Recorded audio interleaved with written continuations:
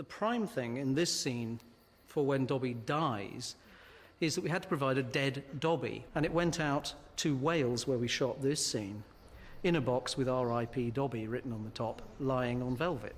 And he had to be carried onto the set by me, and he felt like a dead body.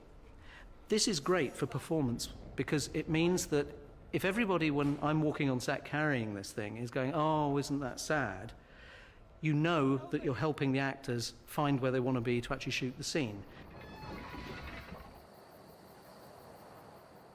The reason why we extended the first film was because we wanted some emotional resolution. Yes, it was always going to be a bit of a cliffhanger, but what we also wanted and felt we needed was some emotional climax. And having Dobby die and then be buried provided that. If we'd cut the film the other way, we'd have seen him in one film and then we'd have seen him in another, and I don't think it would have been as moving and affecting as it is now.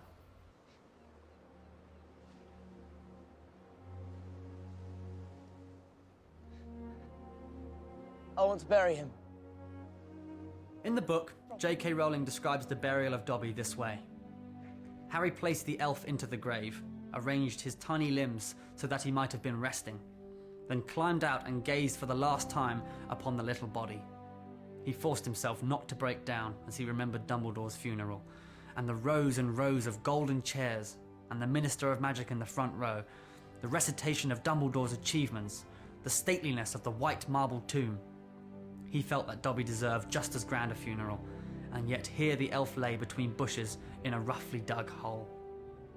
"I think we ought to say something," piped up Luna. "I'll go first, shall I?" And as everybody looked at her, she addressed the dead elf at the bottom of the grave. "Thank you so much, Dobby, for rescuing me from that cellar. It's so unfair that you had to die when you were so good and brave. I'll always remember what you did for us. I hope you're happy now." She turned and looked expectantly at Ron, who cleared his throat and said in a thick voice, "Yeah, thanks, Dobby." "Thanks," muttered Dean.